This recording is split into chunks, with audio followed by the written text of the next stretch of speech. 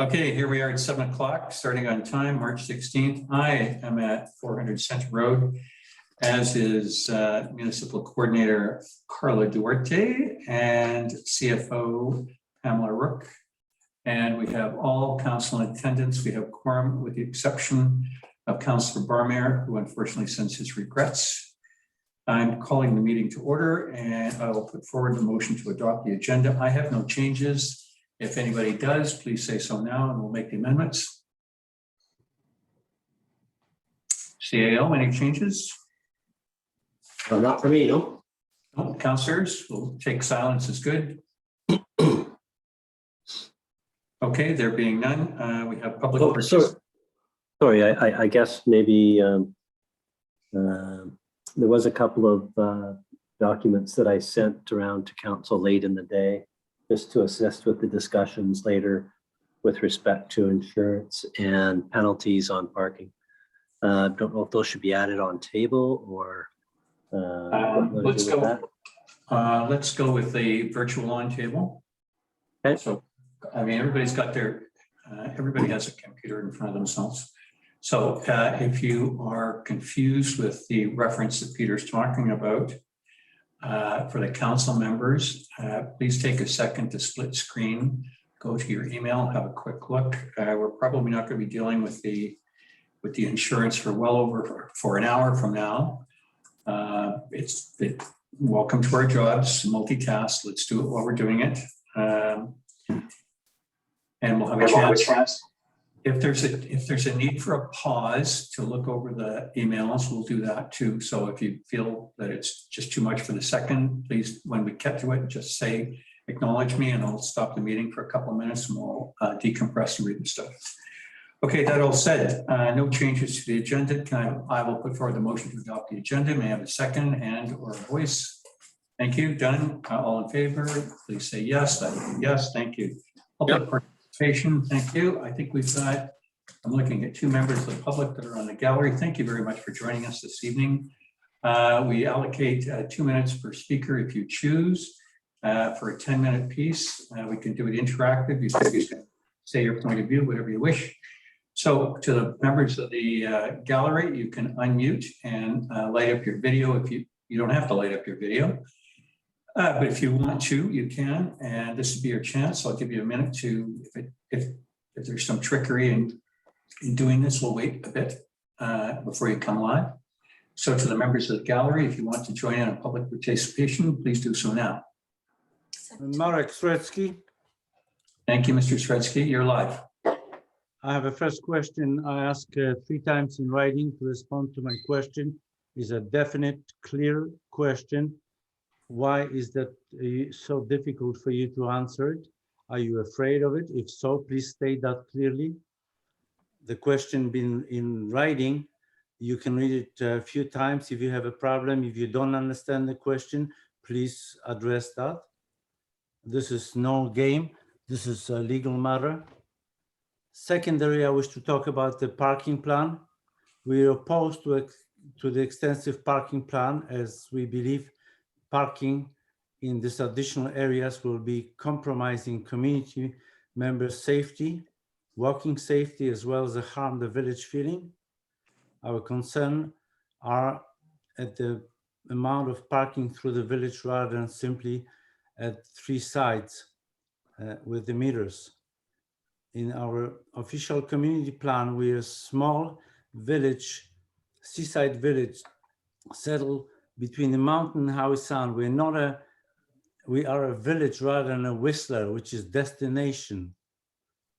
Posting parking on social media will make Lions Bay destination and will be nearly impossible to reverse. Deep Cove has become a destination and is no longer a village. You can't even dream of parking there. The actual revenue needs to be clarified. What information given is deceiving, as there's no conclusion to expenses. Please have office staff to provide cost analysis for the expenses. Again, we are very concerned with regards to safety. I would like you to know that for certain. this becomes a serious issue for this village. We have no walks, no sidewalks here. This village, this Whistler attitude must. Thank you, Mr. Shredsky. Can you end, please? Yes, I'm ending now. Thank you very much. If I may, sir, you've asked the same question 3 times or 4 times. I believe you've been asked or answered, and I defer to Councillors Bain and the CAO. Has Mr. Shredsky been asked and answered on this issue that he raises? I think he submitted a letter which came in during the last council meeting. So that letter will appear in correspondence for the next council meeting on the 23rd. Thank you very much. Councillor Bain, have you responded to previous correspondence? No, I held off on it, as I mentioned in the a previous regular meeting, in as much as I thought it would be disrespectful for my letter to be sent after you, the mayor, had answered the questions quite fully. Me repeating it, I thought wouldn't be appropriate. Thank you very much, Councillor Bain. Mr. Shredsky, essentially you've been asked and answered up to your last letter in, which will come forward on the 23rd. It's in correspondence, I presume, and it'll be responded to at that time. To the other piece, if I may, sir, I understand your key point, and I'd like you to reinforce it, please, is that on the parking plan, there's 2 pieces, the cost-benefit analysis. I'm going to suggest that's not going to happen. The other one was the issue of the social media piece. And I agree with you on the comparison to Deep Cove, Whistler, we can pick White Rock Pier and things like that. Do you have any suggestion how to get the message out without using social media? Do I have suggestions? I don't think we should do parking on the streets. Absolutely, it's unsafe for children and for people walking. On Ocean View, we have people walking daily, big numbers, and it's a very risky for people to do U-turns, looking for parkings and doing all kinds of things here. This is not there's no sidewalks here. This is so. If I can ask the question directly, Mr. Shredsky. So, in your view, other than the parking lots, the school field, and let's say designated parking spots such as near the school or at the municipal complex or at the park and ride, you would prefer that there was no parking in the village? Not on the streets, yes. Besides proper parking areas. Thank you very much. Thank you, Mr. Shredsky. If there's, I believe, Tamara, your hand is up. You can take it down. You can unmute. You don't have to video if you wish. But if you'd like to speak, please address us now. Okay. Hi. Thank you so much for giving me this space to talk.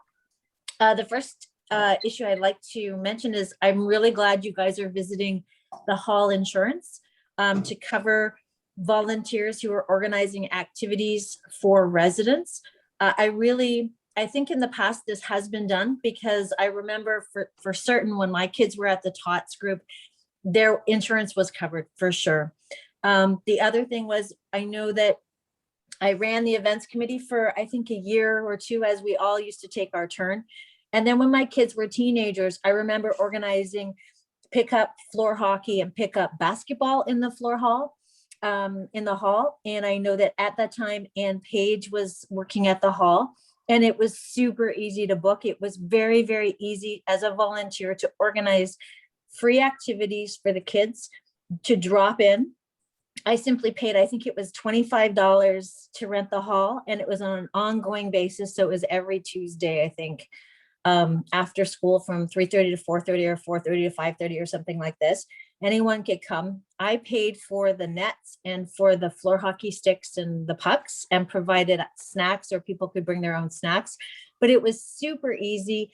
And because the cost was minimal, I just simply paid, I think it was like $25 a month. It was very minimal, but super easy to do. So I think that this insurance, to bring down the cost and the access point, I think we'll see a surge in volunteerism.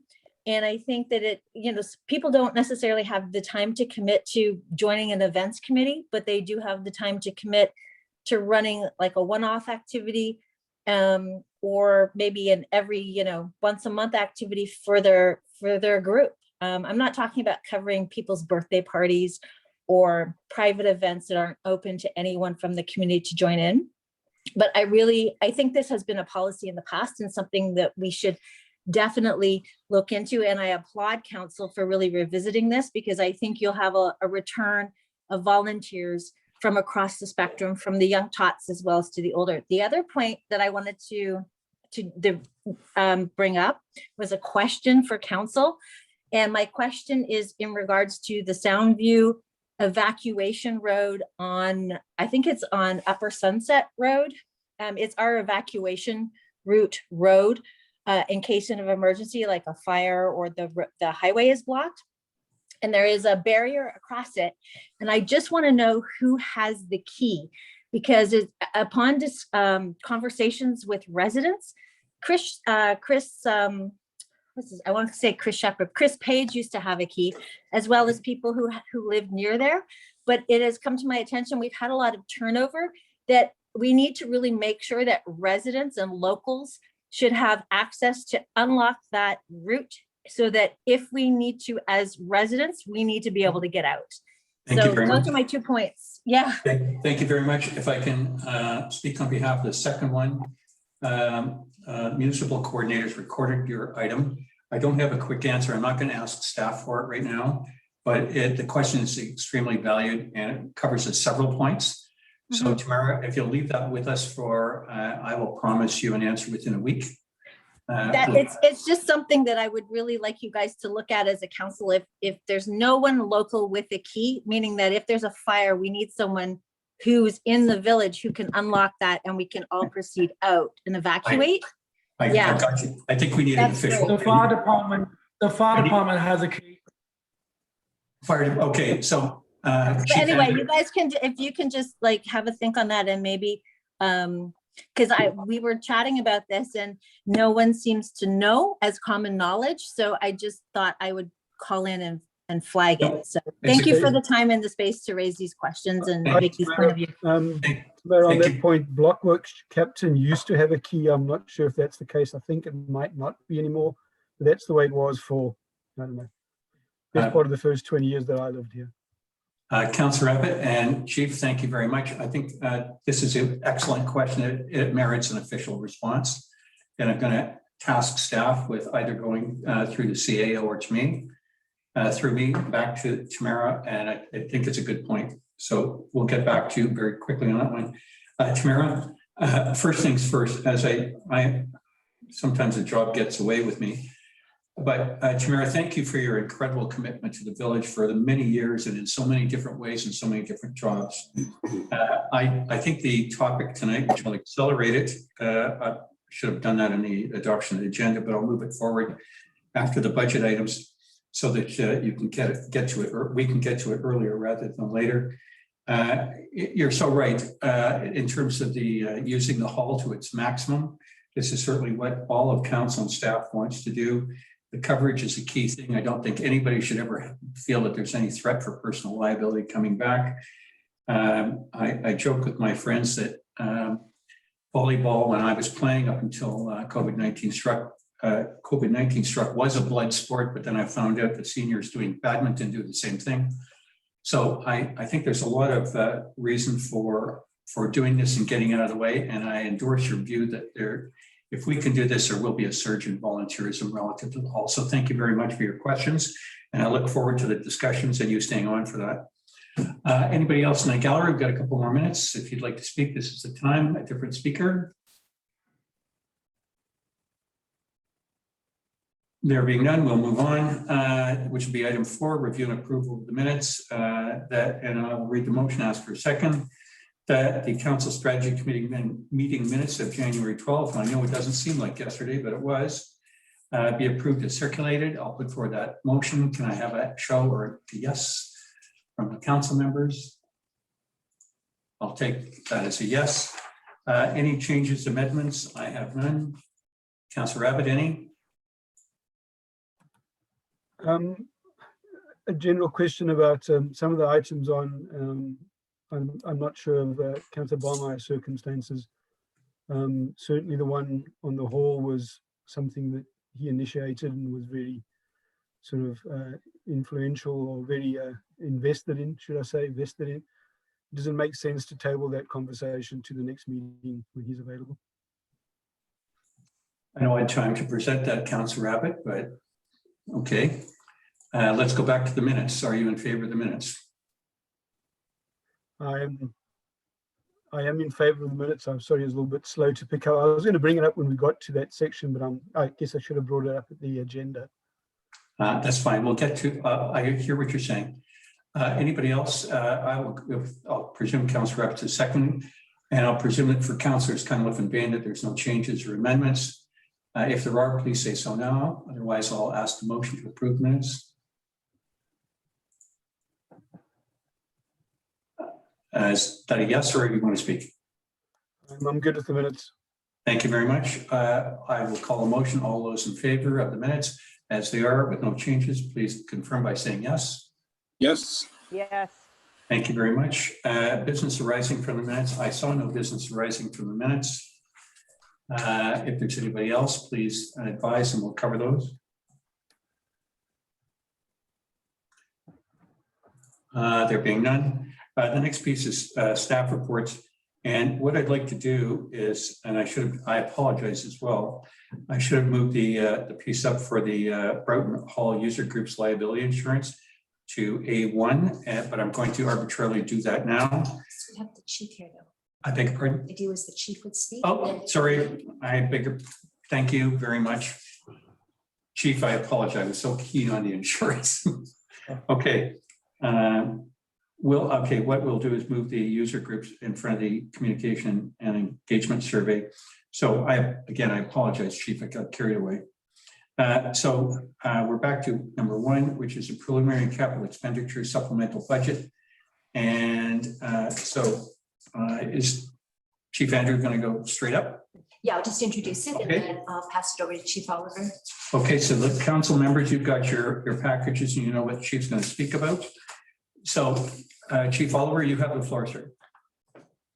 Okay, so we've just put our budget through for the capital. So if you guys want to, if you've reviewed it, if you've got any questions that you want me to go through, I'm more than happy to do that.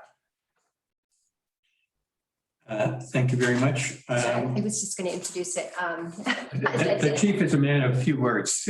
Well, also what I'm going to talk about is, I want to talk about, I've got Barrett here, who's our training officer, as you guys know. So I want to talk about our training, update on our training, what we're training on, what the guys are up to. I've also got Adrian as well, who's a lieutenant in the department.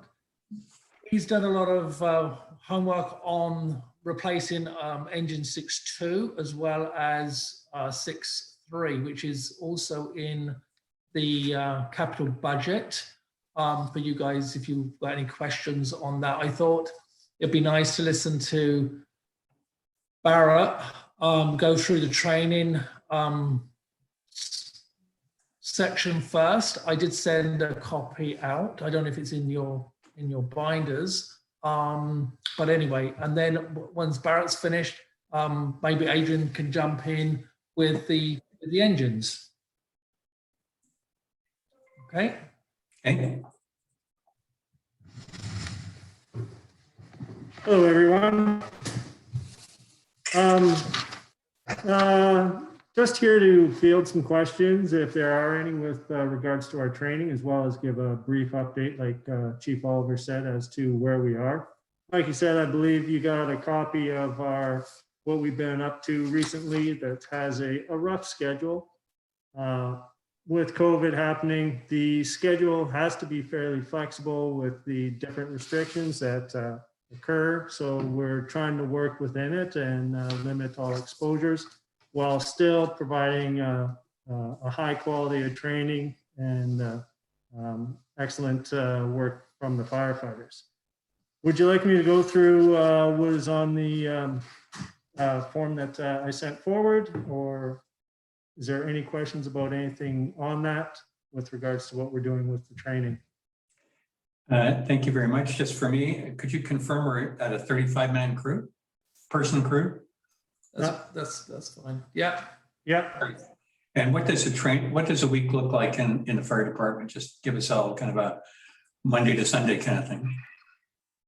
well, we do our training, as far as the training goes, on Wednesday nights. It's scheduled for 3 hours, but it's quite often 4 hours of training on the Wednesday nights. On Friday nights, the crew that is working that weekend will do truck checks, go through all the equipment, make sure that everything is up to par. Then Saturday, the crew that's on duty will do up to 4 or 5 hours of training during the day. And that's officer led by Lieutenant Cameron there and others.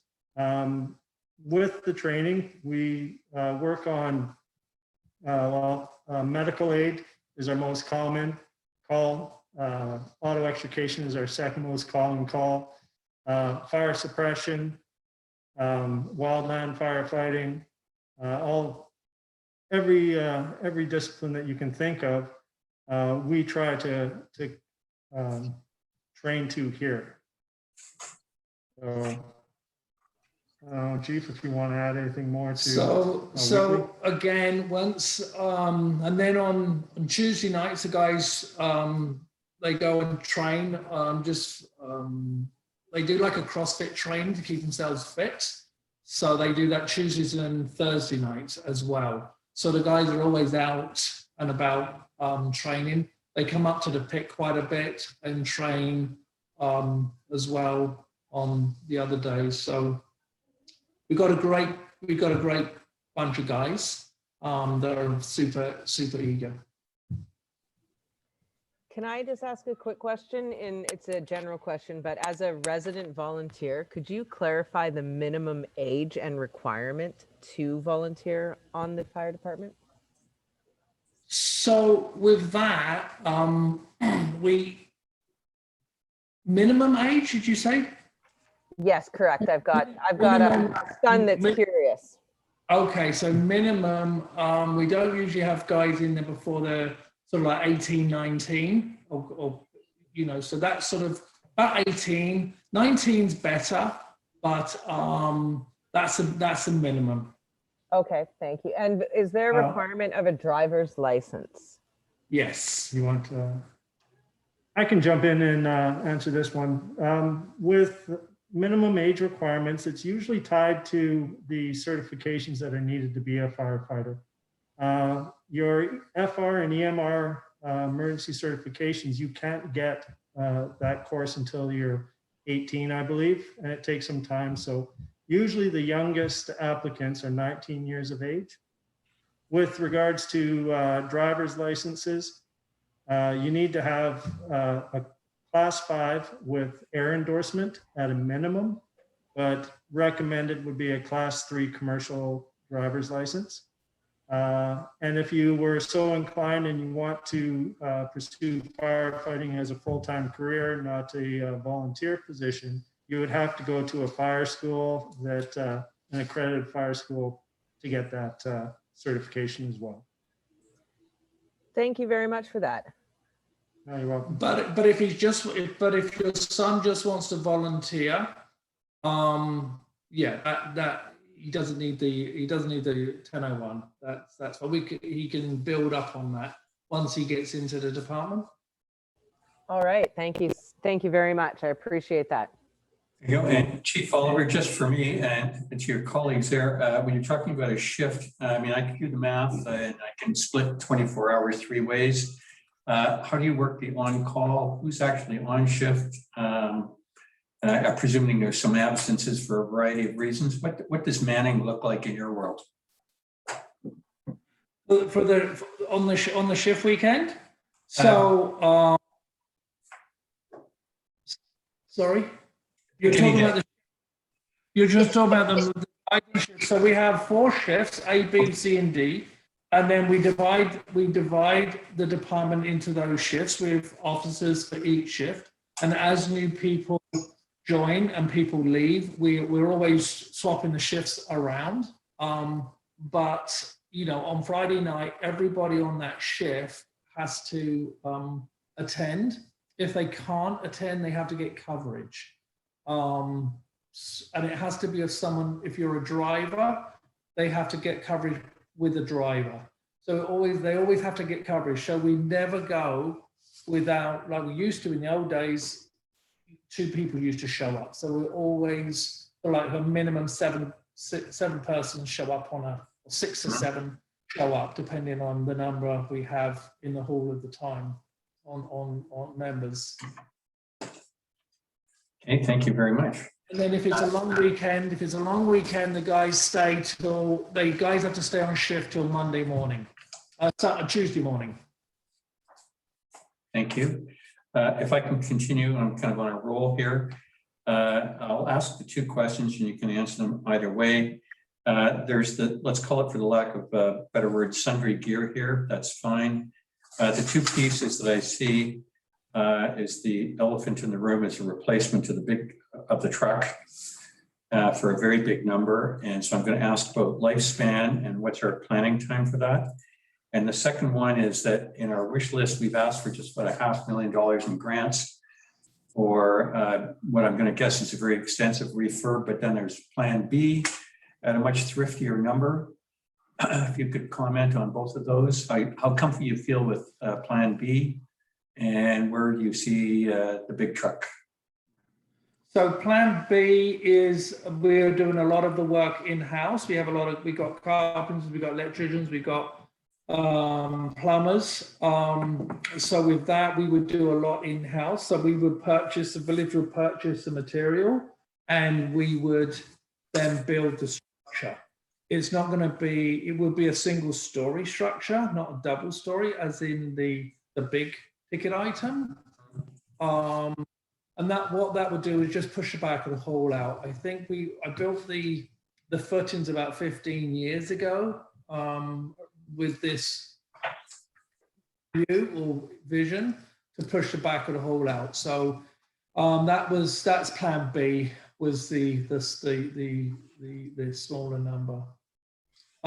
As for the and that's a realistic number, just so you know, that is a realistic number. So that's the sweat labor number.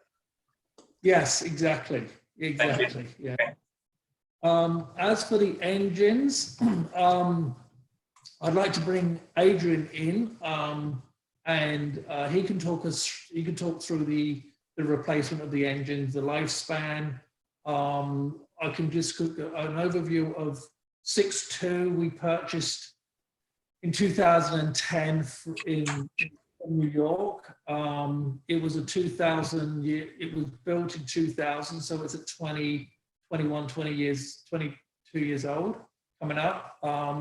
It is at the end of its lifespan, but I'll hand it over to Adrian and he can give you a better background. Okay, thanks, Chief. Let me know if there's any issues hearing me. Yeah, what I intended to do is just go through a little bit of a background on Engine 6.2, and then talk a bit about the process that we're following to get ready for replacement, and also discuss the pricing that we're expecting to replace that piece of apparatus. So Engine 6.2, as we call it, this is our primary engine for highway rescue, also for technical rescue. It's also equipped for structural fire suppression. So the best way to think about it is it's a fire engine plus a very large toolbox. All the tools we need for highway rescue, all the tools we need and the equipment we need for technical rescue, as well as the hoses and the fire pump and so on are on that engine. As Chief Oliver said, built in 2000, purchased by Lions Bay in 2010. So about 21 years old this year. Will be 22 at least by the time it's replaced, just due to the lead time for a fire engine build. So it's reached the practical limit, age limit for a fire engine, which is typically 20 years. In larger departments, less than that.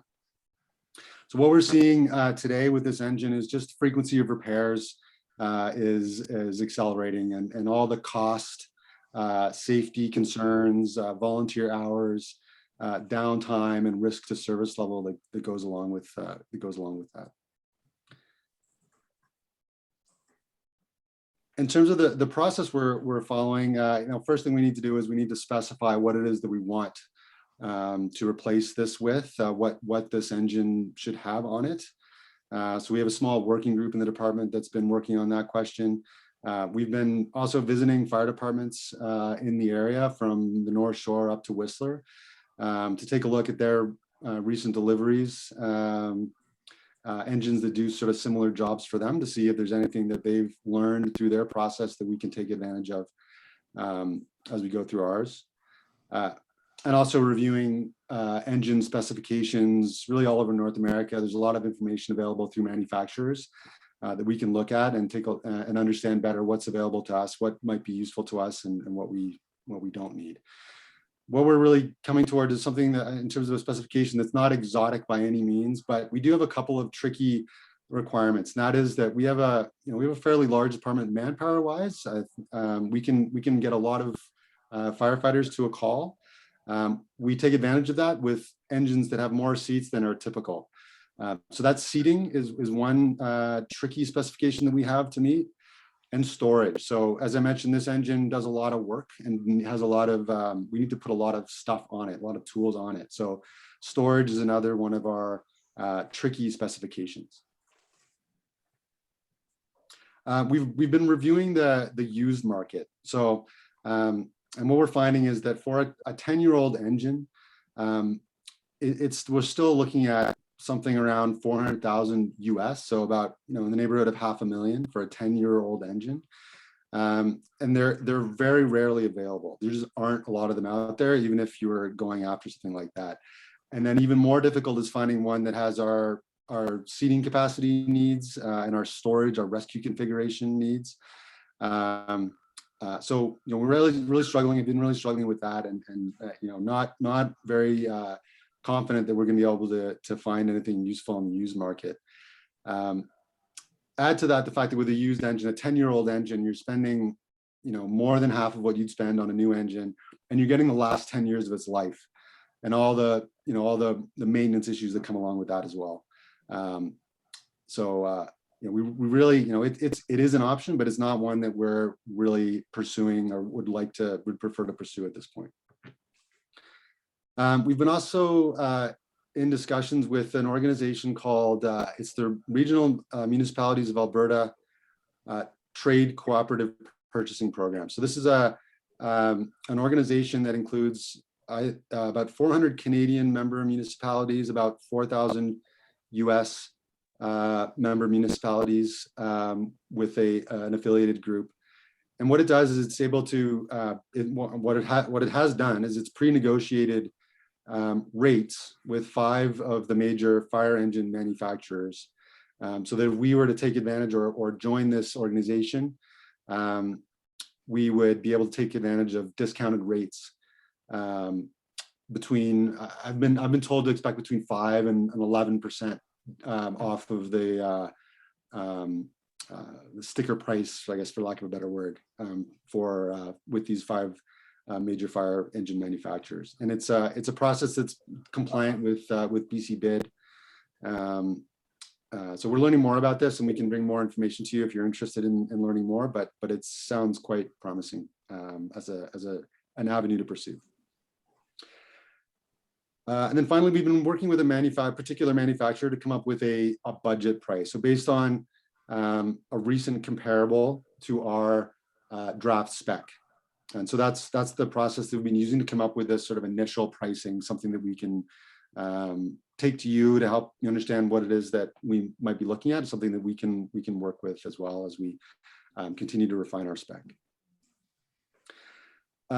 So the number that we've arrived at, or with this manufacturer, Spartan, it's based on a West Kelowna Fire Department engine built in 2020. Which was quoted at $775,000 US in 2020. So what they've done is they've taken that engine, which is, as I said, comparable to what we've suggested that we need. They made some adjustments based on things that are different. There's been another adjustment because we're now in 2021, so there's a rate increase with this manufacturer. another adjustment down, assuming that we take advantage of this RMA discount that I talked about a minute ago, and also factoring in the current exchange rate, and that comes to $865,000 for this Spartan engine. So that's our best guess right now, our best understanding of what it would cost us to replace engine 6.1 with a new engine that meets our needs. So before I end, I'll just say in terms of next steps, we're going to continue to engage those 5 manufacturers, continue to share our draft specification, and work through pricing with our group internally and with the manufacturers as we refine and iterate on that specification. So that's all I had to share. And let me know if you have any questions. I do. Adrian, thank you very much for your presentation. Just to recap, using the Kelowna example that you cited and what I kind of in my mind envisaged the current truck looking like. So and Jamie, I'll get to you in just a second. The truck in terms of size and visual configuration to the layman would look the same, kind of? Yeah. Good. Thank you very much. You've spec'd it out. I got it. So the co-op thing, if I can use that word, kind of a one-trick pony, and maybe it knocks off 10%. That sounds fine. Not sure what I see what's in it for them, but I'll take the 10%. I like your comparison on the sticker price using the Kelowna example. In your investigation, is that the nearest, best, most comparable? And there hasn't been another truck in any of the other 63 communities in BC that you could do an alternate comparison to? We'll keep going, and we will keep going and keep asking that question of other manufacturers. No, it wouldn't be the only one that's comparable. What we asked Spartan to do was, I spent hours with Spartan explaining to them, what we want. Then they have to go away and look at their recent deliveries and say, okay, well, what, they could, the ultimate answer would be for them to go away and spend a month building up a bid from the ground up, and and then any manufacturer that we want an actual quote from will have to do that. But for this meeting, what we asked them to do to get us a reasonable expectation quickly was to take our draft specification, go find an engine that was similar, a good comparison. And they chose this West Kelowna engine. Make the puts and takes that are obvious, like that engine had a bigger engine than we need, and so there's a price differential they can apply there, and so on. So there was 3 or 4 puts and takes they made to make at a better comparison, and that's the process that we followed. So it's an initial, they call it a budget price, the initial idea, but it's not certainly the final number. Thank you very much. Two more quick questions. And assuming nothing happens to the current engine now, are you thinking it might last 3 more years? And second question, if we were to get the new within 3 years, how long would it last? Is 22 or 25 a right number? As far as how much longer 6.2 could last, it could. But we're getting into the time of its life where we can expect more and more things to go wrong, more and more failures, and eventually, the likelihood of something catastrophic. So we're just bleeding ourselves with this one now. Yeah, and then as far as this, how long a new engine will last, I think we could expect the same. The engines are generally, like I said before, a typical. The lifespan of an engine is typically 20 years. It's less in bigger municipalities where they run their engines much more frequently than we do, and so they wear out faster. But for us and fire departments like us, 20 years is what we should expect. Thank you very much for an excellent presentation. I, for one, would like to hear this an update in the fall on this, because I think we'll get the pre-budget talk on this one. So I'll leave that with Chief Oliver to bring it back to us. And we'll go in order, Councillor Cunliffe, Councillor Abbott, and the CAO. Councillor Cunliffe, you've got the floor. Yes, thanks, Adrian, for that. Really appreciate it. And just a question, I'm not sure if I missed it. Is there a cost associated with joining this co-op, for lack of better term? Yeah, it's called the RMA Trade Cooperative Purchasing Program. And no, there's no cost. It's paid for by the manufacturer. So in order for the manufacturers to participate, they pay a fee, and that funds the organization. So it's not a governmental organization, I don't believe, but it's not it's a nonprofit organization. Okay. I've been in touch with the Western rep, I believe she's the BC rep, and she's willing to come and discuss it in more detail if there's interest. Okay, excellent. So just sort of puts members in a more enviable position with the manufacturers. It's basically you get the buying power of 400 in Canada, 4,000 in the US municipalities. Excellent. And these are pre-negotiated rates. So yeah, you get much more leverage from these guys. All right. And then I'm not sure if you can answer this next question, but what happens to a used fire truck? Maybe Chief Oliver could weigh in, but where does it go? It's sold, I believe, and maybe Chief Oliver or Captain Grimscheid could be more specific. Yeah, we would put it on the market. That's how we bought this. When we bought it, we went to New York and we got it. It was again, same as Vancouver and New York are the same. They get rid of their trucks after 10 years. So that's why we were able to purchase that one. But we would put it on. We sold a truck to Britannia. We sell all our trucks. We never give them away. We sell them all. So you just put it on. Again, the same sites that Adrian was looking at is where we would put our engine. And just to go to the mayor's comment with the 6.2, it was in the Menders at Hub for nearly a month, about last month. So that's the problem with it. It's slowly, and the tilt doesn't work on it now. So that's a safety issue. So I've got Squamish coming, garage in Squamish coming down to try and fix our tilt, so you can lift up the actual cab of the engine. So we've got, it's not gonna stop working tomorrow, but we're gonna keep putting band-aids on it over the next little while now. Thank you very much, Chief. Councillor Califf, any more questions? Are you good? No, thank you very much. Appreciate that from all of you.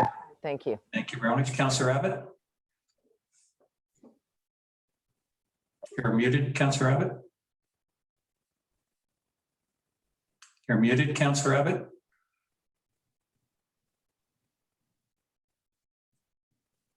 Sorry, my computer just went haywire, so I've joined again on my iPad. I can Okay, hear you're everyone, good. but I've got no controls. Hope I don't have an echo. Yeah, I have a few questions. Give me a second to get this computer back up. On the, am I echoing? Yeah, there's two of you now. Shit. It's not too bad an echo though. You could probably continue. Okay, I'll get the sound down on the other one, see if that helps. Give me just 1 second. Just lost all the controls. How's that? The echo gone? It's okay for me. That's good. Okay. On the truck, a couple of questions. Is there any renovation required to the actual fire hall the garage when we get this truck? I do know some of these trucks have very specific ways they're hooked up to exhaust systems, that kind of things. Is that been factored in, or is there additional cost we might see there? No, it's part of our spec is the size. We can choose whatever, I mean, within reason, whatever size we want. So we will specify an engine that fits in our engine bay. The exhaust hookups are standard. It would be the same exhaust hookup in the same place, and the shore power and shop air hookups would be the same. So no concerns on that front. Okay, thanks. My other question was related to the truck, was more maybe Pam or could answer us. So in the same way we amortize the rest of our village infrastructure, do we consider things like $1 million fire trucks in that, or is that not dealt with as part of our are assets. So the fire trucks are in the assets and they're amortized every year as well. And they're part of the asset management plan. Okay. But as I say, we don't budget for depreciation, so money hasn't been put aside for the replacement of the truck. It's been introduced a few times in different budgets since I've been here, but it hasn't made it through to the budget. So we haven't put money aside for the fire truck. Okay, thank you. I had a few other questions on some of the other items that we went over earlier. That's not specific to the truck. The rest of the stuff on the budget on the fire hall, if we want to go back to those. Perhaps could I make one comment before we move on to the other items? Sure. So I just thought I'd jump in here and make a few comments about the life expectancy of fire trucks and the age of trucks and how long you should have them in your fleet. For insurance purposes and in order for our residents to gain the benefit of good insurance ratings, which we have an excellent rating. You should be planning to turn over your trucks at 20 years. There's provision that the insurance company provides for or allows you to have your truck recertified at 20 years, and you can take it up to 25 years, but then it can no longer serve as your primary engine. And then if you didn't have a replacement as a primary engine at that point that fit within the parameters required by the insurance companies, then you would lose the benefit of the insurance rating that you have, and your residents would be in danger of having higher insurance rates. So it's important to bear that in mind when sort of looking at the big picture long term, is to plan on turning over your primary apparatus every 20 years, and likewise your secondary apparatus. There's similar rules, but you've got a little bit more flexibility. Sometimes you will take your primary and it becomes your secondary and you get a new primary, but those are just things that you want to bear in mind and think about it on a 20-year time frame. That was about all I wanted to say on that. Thank you very much. Councillor Abbott, any more questions? Yeah, I'll just carry on with my other questions. But before we leave the engine 62, I just had another thought. Favorite topic among councillors and village staff, I guess, is grants. Are there any possibility of grants for this? We haven't seen any for a while. We look pretty constantly. Chief Oliver might be able to speak to it as well, but the only few grants I've seen for fire just basically say there's smaller amounts, and they actually say in bold, not eligible for a fire truck. So it's been a long time. I know my coworker Haley Cook constantly looks for fire truck grants, and up until now, and still things change. We haven't seen any for a while, but I don't know if Chief Oliver has any other information on that. No, again, we've been looking when we purchased 6.1 back in 2006, 2007. We managed to get a grant for that one, but like Pam said, it's very, they're few and far between. Okay, thanks. One last topic on the fire engine, and I'm not suggesting we could raise $900,000, but just help with the communication to the village and get awareness on it. Have we considered doing this as part of your annual fundraising?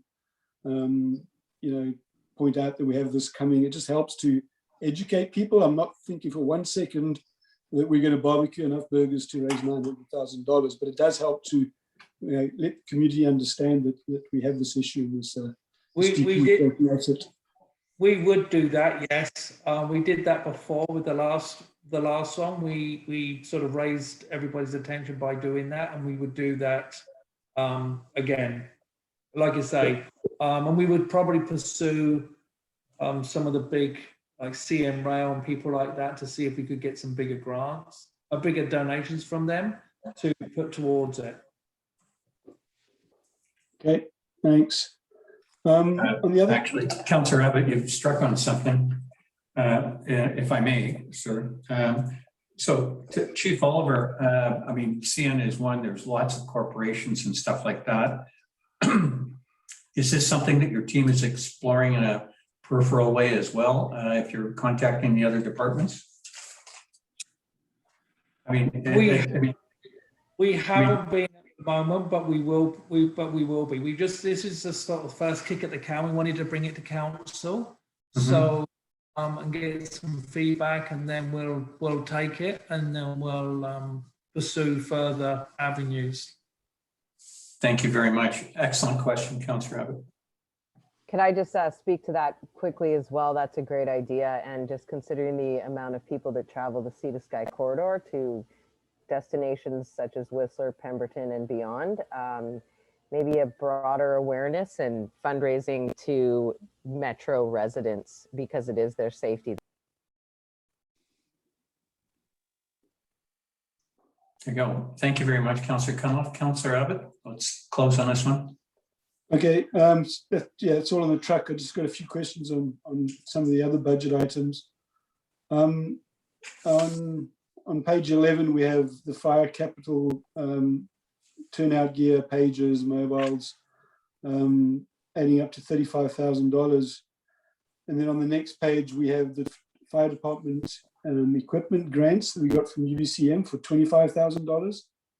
Are those two lists mutually exclusive, or can we use that 25 to pay for the 35 above? No, or is that different equipment? Yeah, that's a different grant. We applied for decontamination gear and a variety of things, most of which being purchased. That grant actually will be doing the final reporting on that next month. It was a specific list of equipment which was approved, which we have now purchased. Okay, so that grant spent, and we're asking for another 35 for bits and pieces, the list above. Exactly, and that tends to be the typical, actually it's a bit lower than usual, but that tends to be the typical request each year. There's usually every year there's a requirement for some turnout gear and some of the equipment that's listed there. Okay, and then on the small engine number 63, so is this correct? We're buying the engine for 30,000 and we expect to get 10,000 back on the old engine. So we're looking to raise 20. So what that is, that's for interface fire. Northland District came up here last year. They purchased 2 new trucks. It's an interface fire, which it's a 4-wheel drive. Our engine 6.3, we had that built 1994, I think, 1995, somewhere around there. We used to use it all the time, but over the years, we have a calf system on there, we had a pump on there. All over the years, it's just broken and it's seized up. So a lot of the stuff isn't used on that anymore. So all we use that engine for really is to pull the trailer for our interface firefighting. So when we had the district up here, they happened to say to us that they are selling their engines because they purchased 2 new ones, which were, I think, 120,000 each. So CAPS, contacted Chief Hutchinson, and then I jumped in, and they said that they would let us possibly have their engine, rather than going to auction, they would let us have it at a reduced rate. So we've sort of like, it's going to be around May time that they get their new engines in. So that's when they're going to finalize exactly the cost it would cost us. I've also pursued the selling of 6.3, and we had an offer of $10,000 to purchase that off the village. But Cap can jump in on that one as well. I'm not sure if there's much more to talk about with regards to 6.3. Our current 6.3, like Chief was saying, was purchased in '94. It has well past its useful date. There's more and more issues coming up with that. We hosted a training session up here, of which North Van District came up and showcased their equipment, and we did some training with them. And at that time, it was mentioned that that particular vehicle was going to be coming up for sale, as North Van District has got some more replacements coming online. With that information, I contacted Chief Hutchinson of North Van District, and he is a great help for me in the training office, as well as I believe the village in whole, with what he's willing to do for us. And that is just offer this vehicle to us at a reduced rate, well below the $120,000 that they originally paid for it. And we could use that vehicle not only for wildland, we could use it for medical aid calls, we could use it for auto X scenarios. There's many uses for it, and the opportunity to get it at a very reasonable price, as well as selling the current 6.3 and for the $10,000. I think it's a no-brainer personally. They'd like to keep it on the North Shore, is what they told me when I spoke to Chief Hutchinson and also his deputy. Okay, that sounds great, Andrew. I just kind of, in a foggy memory somewhere back, I kind of thought, I remember us talking about the new engine being 20 and getting 10 for the old one. The net difference was 10, not 20, but I probably remember it wrong. And again, it might come down. It might come down from that, depending on what they want from it. I think you might be right. They might only want 20 for it. So, well, I don't know exactly how much. There was talk between 20 and 30 with them. Okay, yeah, I thought I heard that before. The washer dryer, which is going to cost us more than the small engine, which sounds alarming. I'm assuming that those washer dryers cost 27,000. I'm not disputing that. My question is the septic field we have capable of handling what comes out of a 30,000 washer dryer with cleaning all sorts of toxic substances? It actually doesn't produce a ton of water. They're just big machines that wash the gear, so it doesn't jeopardize the integrity of the gear. At the moment, we've just got an old industrial washer that can only do one lot of gear at a time. These are bigger, way bigger units that you can put up to 6 pieces in, but I don't think it produces that much water. Maybe again, you can jump. Yeah, I was more questioning. I mean, we all live in septic fields, and we all know you make sure you only use certain detergents. Otherwise, your field stops up, your tank stops operating. I was just wondering if there was any concern there, but I'm sure you guys have thought about it if there was. To tell you the truth, I think that's a great question. I haven't looked into how a septic system will handle the runoff from washing turnout gear. I know the soaps that you can use are septic safe and biodegradable, but as for the carcinogens and pathogens that may get on our firefighters and on our turnout gear, I can't imagine them doing any damage to the system itself, but what the environmental effects are, I'm not 100% sure with regards to septic systems. Wouldn't be a bad idea just to close the loop to be 100% sure. My last question is, I think I misunderstood it, Andrew, on the emergency building, or a little different to the way the mayor said it. I don't think these two projects are equal, correct? It's not purely a difference of sweat equity. You're not buying the same thing for 150 as you are for 500. No. So it's a 2-story in the first option, and it's a single story in the second option. Yeah. Okay. Thank you. That's all I had. Thank you very much. CAO, you had your hand up earlier. Are you good now? You're muted.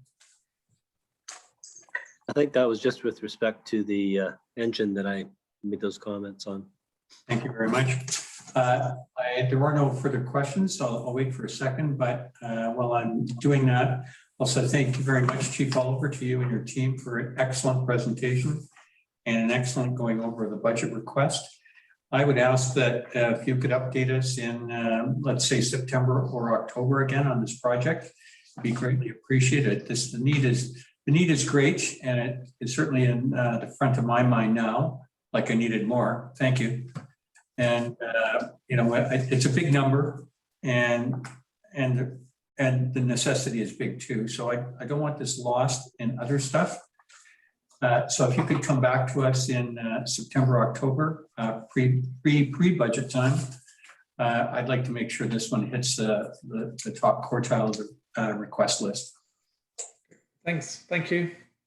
Thank you very much. And I think to the chief, if you and your team want to go, I think your piece of this is done. No, that was just the beginning. That's just done. I'm going to hand it back to you now, CFO. So that takes care of the fire department part of this, and we're back to the CFO on the preliminary budget. So CFO Rook. Yes, so essentially I have the 2021 requests, which were presented at the last council meeting. And in addition, I have a summary of the proposed 2022 to 2025 capital requests that are all taken from the master plan and have formed the basis of our 5-year plan for the last couple of years. And I'll be bringing this to the March 23rd meeting with the full 5-year plan. But I thought it was just another opportunity for council to ask any questions they might have on the capital, both the 2021 and if they had any questions on the 5-year plan capital. Thank you very much. So just to recap then, this is not a decision-making meeting, and the staff is not asking for a direction. They're asking for questions so that they can change the budget for the next meeting, which will be a decision-making meeting. So we'll go through rotation. On this, I'll just arbitrarily look at the screen, Councillor Cunliffe. I'm going to ask you for your comments in a second. Councillor Abbott, I'm going to ask you for your comments in a second. Councillor Bain, that means that you're on stage and live now. So the question is, do you have any suggested changes, revisions, or questions on the CapEx and minor operational pieces that are substantially on pages 19 to 12? And you're muted. No, I could take it at face value. I have no pressing questions. Yeah, I'll wait for it when it comes to the other meeting. Thank you very much. Councillor Cunliffe, do you have any suggested changes, questions, or revisions that you'd like to talk about substantially on pages 9 to 12 inclusive? At this time, I do not. Thank you, Pam. Thank you very much. Well, Councillor Abbott, you and I can duke it out for a couple extra minutes, then we've got so much more time. Councillor Abbott, do you have any suggested changes, questions, revisions for the minor operational asks and the budget requests that are substantially on pages 9 to 12? I have a couple of just what's changed from last time. I think some of them can probably wait to the next meeting. I'll leave the ones I mentioned before to the next meeting. The one on the speed radar signs, I think there's been some other suggestions in the parking plan around traffic calming and stuff, so I think we should revisit that then. Well, after that, should I say.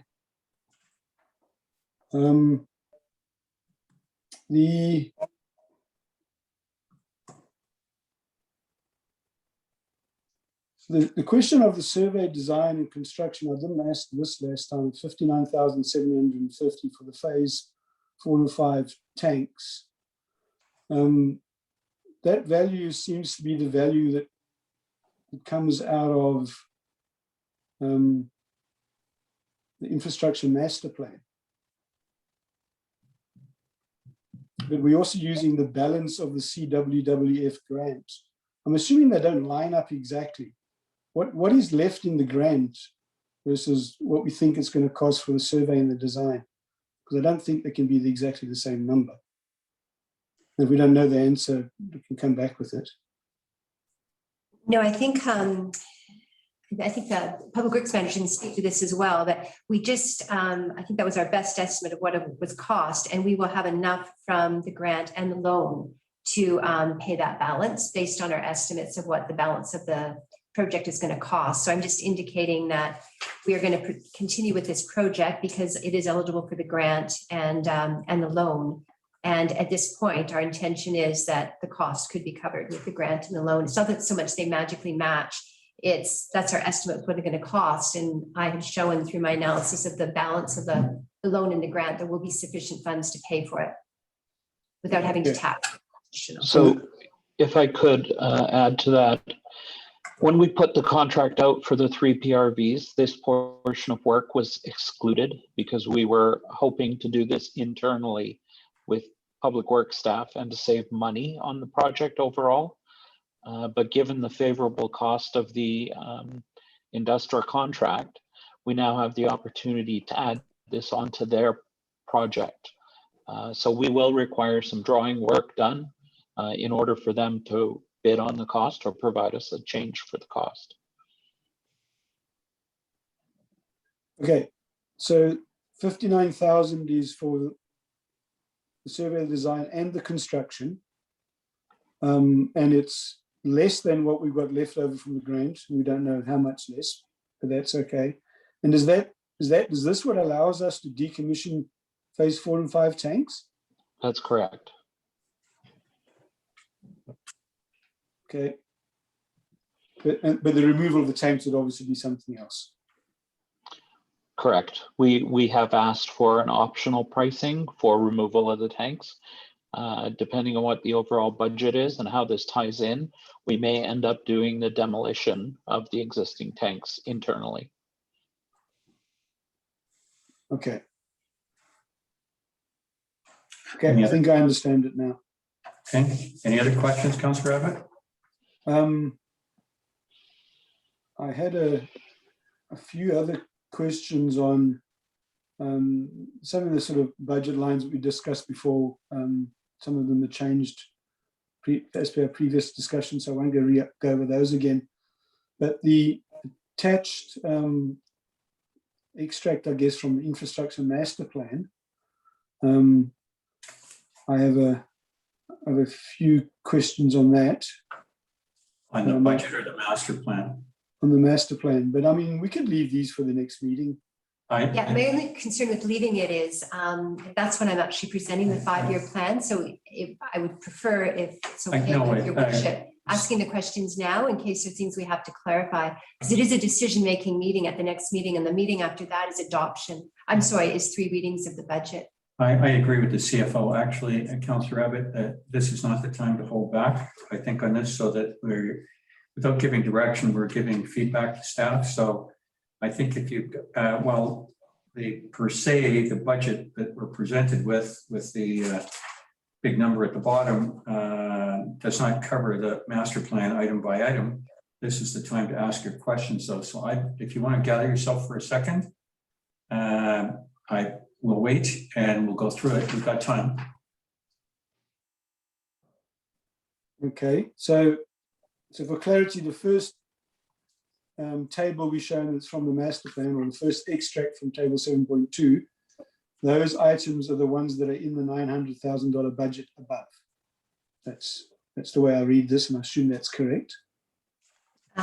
Yes, it was just some additional information, and then we wanted to show how it tied into the infrastructure master plan. That was some strategic, that was the direction we got from the strategic planning session, and we thought it was a nice way to tie it in to the 2021 request, as is the 5-year plan that is attached after that, again, showing how it links to the infrastructure master plan and our loan authorization bylaw. Okay. So the 3 items we've got on road repairs, I mean, the $125,000 obviously covers all 3 of those items. Is that correct? And is that budgeted or is that neither? That's our rolling average, isn't it? Yes, we have $125,000 in the budget, proposed budget for this. And then we're just giving you a further breakdown and showing you how it ties into the infrastructure master plan. Yeah, but do we think we can get item 34, 28, and 53 for $125,000, or we think we're only getting 34 this year? So we'll go out to budget, or sorry, we'll go out to bid for that. And depending on what bids come back as, we'll do all of them if it's within our budget. If not, we'll postpone some of those until next year with next year's total amount of 125 as well. Can I hop in here? Nye, won't we be going back to BA Blacktop?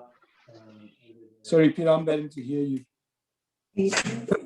What I'm just wondering if we will still be going back to BA Blacktop under the terms of the arrangement that we had with District West Vancouver last year, and being in a position to take advantage of the rates that they had negotiated through their own RFP, or is that something that we need to revisit still? No, that's the intent. The intent is to glom onto West Van's contract. Their contract is up this year, so we don't know if it's going to be BA Blacktop moving forward. Okay. All right. So we won't know that for a little while yet. Okay. But yes, the idea is to take advantage of their buying power and the large, they have a 3 million annual paving budget. So we would tack on and get their rates. Okay, as we did last year. That sounds good. My next question is number 19. Did we fail to get that grant? We applied for a grant for this work, right? We applied for a grant for $10,000 of the cost, but we haven't heard back yet. We won't hear back for several months. The infrastructure planning grant, the maximum amount was $10,000, but we did apply for that grant. And this $90,000 actually is in operating. It's actually an operating cost. So it is in the budget. It's already been budgeted in the operating cost, but we were showing it here just to see how it links to the infrastructure master plan. Okay. CFO, when we're going to see the P&L next meeting as well. Can you highlight where that is in the P&L when we see it again? Sure. Thank you.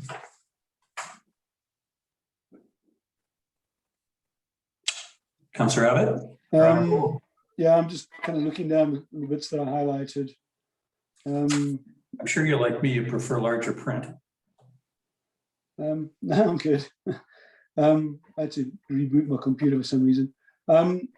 Item number 32.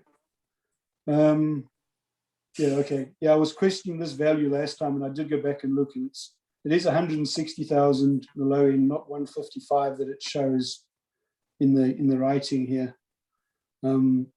So yeah, you were right. I thought it was significantly different. It was 149,490 actually, and the high bid was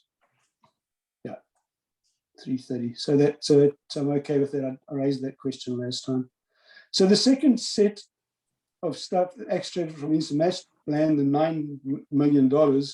I mean, that's just there to catch our attention, make us understand what's coming. And there's a column with grant funding available and so on. Is the purpose, is the intention to go through this and review the merits of these projects in this meeting? Is this something that's maybe for a future IC meeting? I like the information. I'm See, this, to see it, but what do we want to do with it?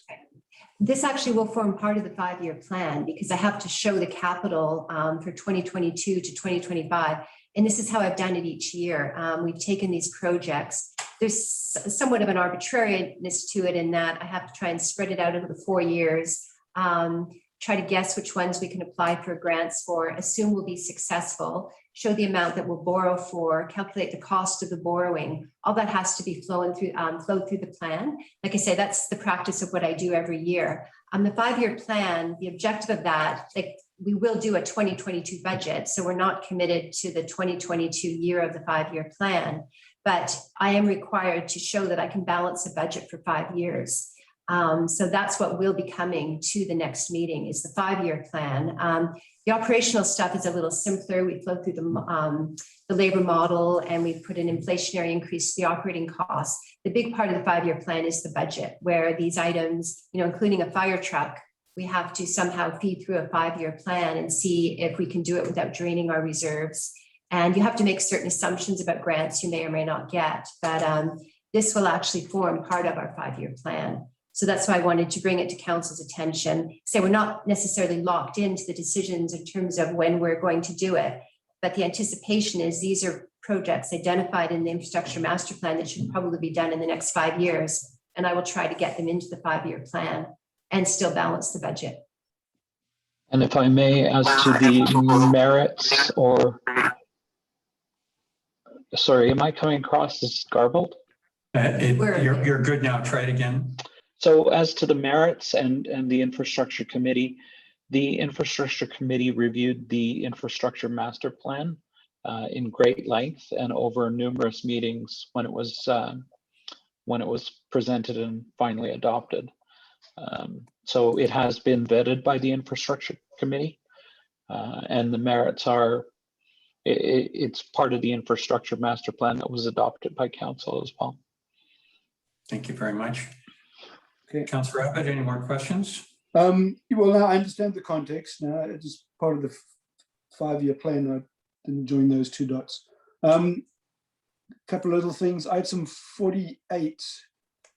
This culvert, is this not the one that comes out at Loggers Lane that crosses Bayview Road?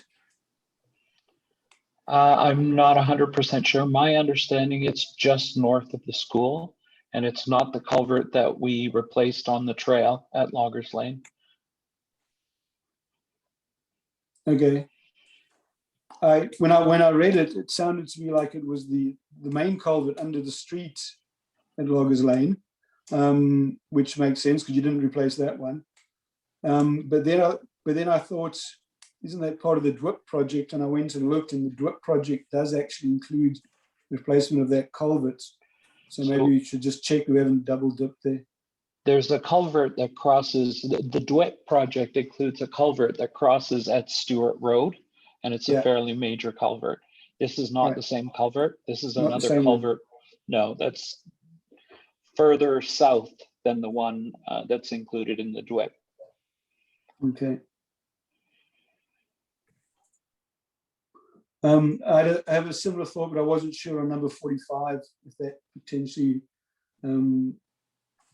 somehow got rolled into the DWIP project. But I'm not sure.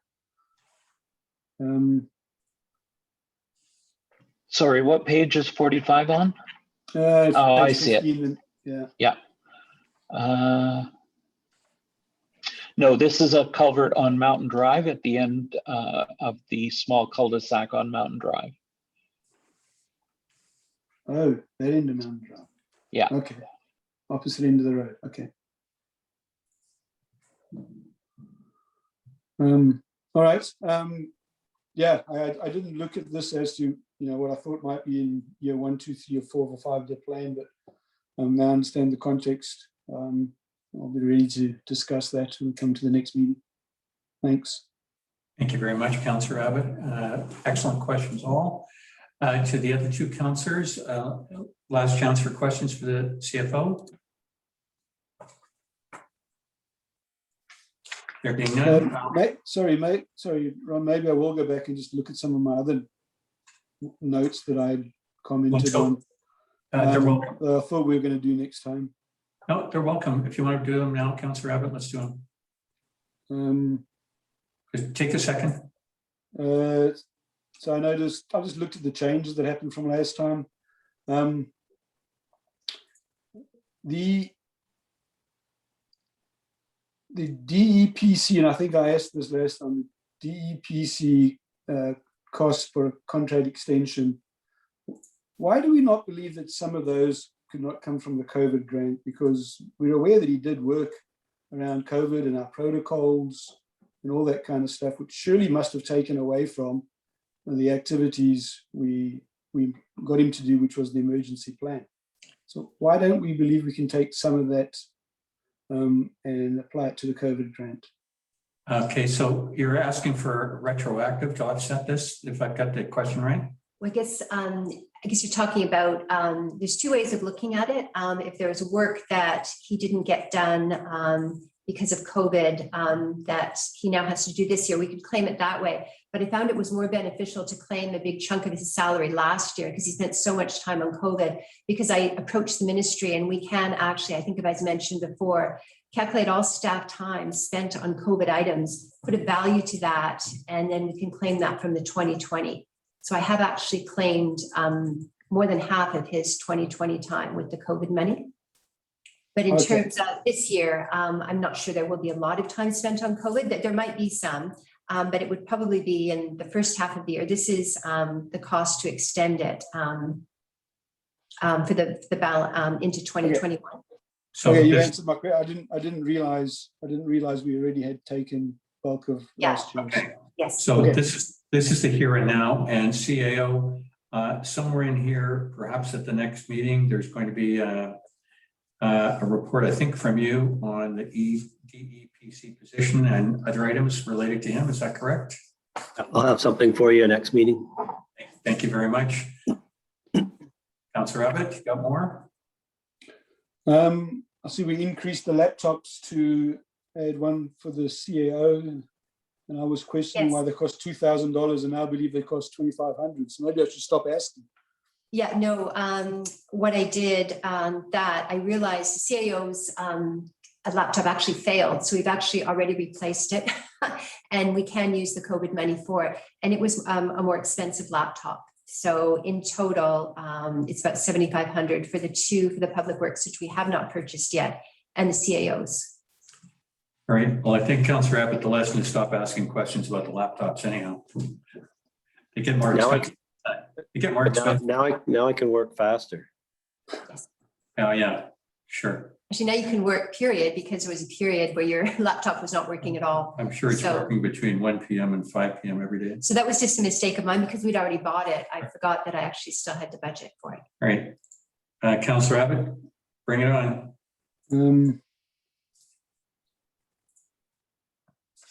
I think I'm okay with the rest. I see we made a change on the beach park without the grant. I'm fine with it the way it's reporting now. I would hope we can get some change out of that, but I think that's a reasonable way to report. Either way, we're not going to spend any more than that's the number we would have got with the grant. That's right. I'm with you, Councillor Abbott. I think that as a place mark, I mean, the decision's already been made on the grant app, so there we go. Although, again, months seem to be going quickly. Think about May when I give you the call to form your committee, because I'm getting antsy that we haven't had word. So we'll be looking for a solution for that piece. So I think you and I have talked about that. I'm pleased with what staff did on the EV charger, which again falls in line with Councillor Abbott's comments before. I think the chief's asks are pretty clear. I'm glad the 900 grand isn't in the current year. Thank you, Chief. It's still a big number and we're going to have a tough time wrestling it through. So I think I've editorialized. And anybody else? I have one final question. The equipment for the ESS, is this what we need to have it equipped and up and running? Do we understand? Is that what we're buying here? Is this the equipment that's needed to get it up, get it running to a functional level? I'm sure every year there'll be possibly additions to it, but yes, I'm asking, is this all we need to get it running? This was equipment identified by Robert that would assist the ESS, but I think to get it up and running, I mean, that's something we're pursuing with the Red Cross, I believe. The CIO can speak to that as well, but having the ESS run by Red Cross, which is something Robert was looking into, and this was additional equipment. I don't know if it was necessary. I don't know if there's a correlation between it can't run without this equipment, but Actually, it kind of pretty much does need this equipment because of the ESS modernization initiative. So all of their processing of support for in an emergency is now going to be done, or is now being done online. So there's no more paper documents other than in an emergency situation, pardon the pun. And everything is moving online. The ability to have the necessary equipment is part of what was available in the grant. And so we scoped out what was needed and applied for it and got the grant. So we're just finishing off the purchasing, and then I think actually some of this some of the equipment, computer equipment, is being set up right now by our IT contractor. So it's all coming together, and I think the latest on Robert's follow-up with Red Cross was they are sort of, in light of COVID, re-examining their scope of work and what they're willing to take on. So we have to sit and wait a little bit longer for them to come back to us and tell us what they are and are not willing to do, because it may have changed from what they initially told us.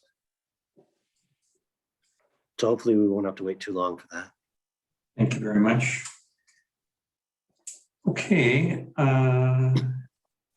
And I think that draws us to a conclusion on the capital expenditures. I think CFO, you got what you wanted out of this? Yes. Thank you very much. Council members, last question. It's a pretty big deal for us, pretty big number at the bottom. This is the time to ask. If there are no further questions, I'll move on. There being none, I will. Just if you grant me some latitude, I was going to move the Broughton Hall user groups and liability insurance forward. Councillor Abbott, I'll pause it at that. And I thought you had a recommendation on this, and maybe we could talk amongst our colleagues and staff on that due to the absence of Councillor Barmeyer. Yeah, I think I said it earlier when you suggested moving it forward. But my thought is that, well, this isn't a voting meeting, we know that. Councillor Barmeyer was definitely very invested in this discussion. And I was wondering if it would be more appropriate to table the whole thing till the next meeting when he's here. I know we will have to vote on it later, but it's I would do him a disservice to have the discussion without him. I think we get your point. Give me a little latitude on this one.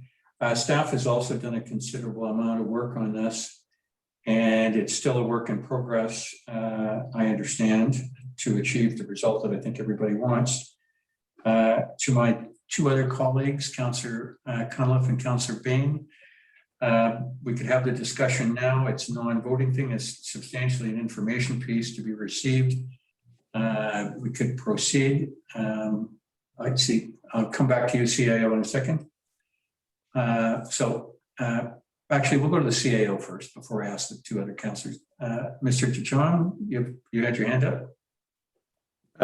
Yeah, my thought on this is that I think it would be beneficial to have Councillor Barmeyer part of the conversation.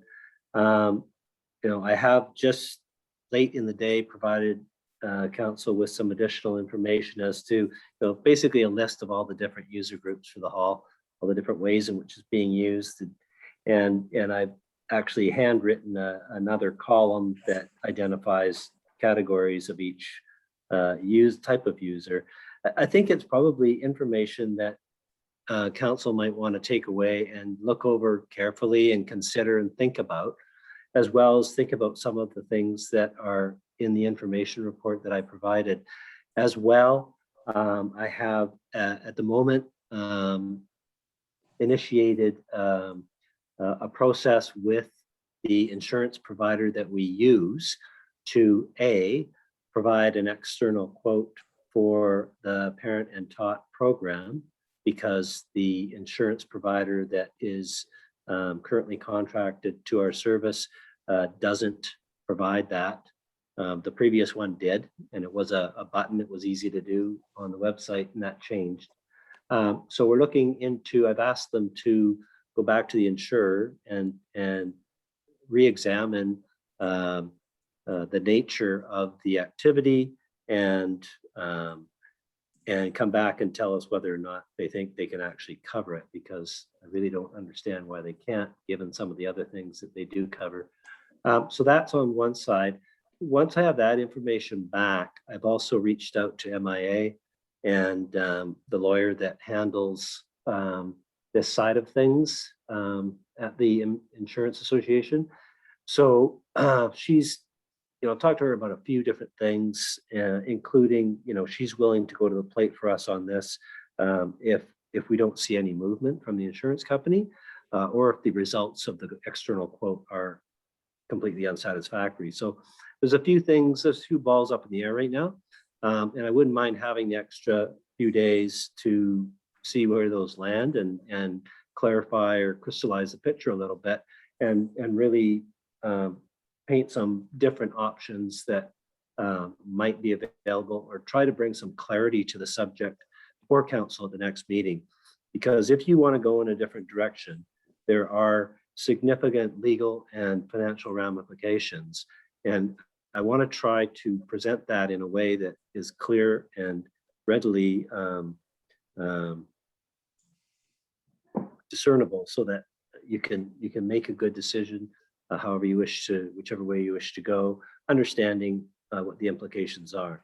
So I think it would be best to actually defer it to next week's meeting at this point. Okay, thank you very much, CIO. Then I know it's not decision-making, but I think if I can do this, you're the corporate officer, I'm going to table this piece and presumably concurrence of everybody for the wide varieties of reasons.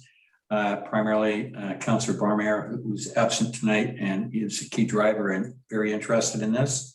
Secondly, the late breaking information that was flooding in close to the meeting time. And third, the late breaking information that you've developed over the afternoon. And quite frankly, what you're developing as we speak. So I think for waiting for a week, I think we're good with that. And I'll just take, I'm going to presume nods for the next 10 seconds, and then we'll move on to a different topic. Is that the appropriate piece there, Carla?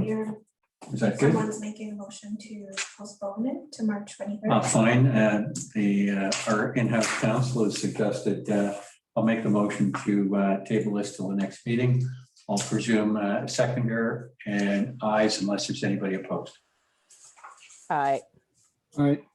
Thank you very much, Done. All right, thank you very much, CAO. And so we will go back in order, which is the communication and engagement survey. And I'm not sure which of the staff members is chairing this piece, but I'll hand it over.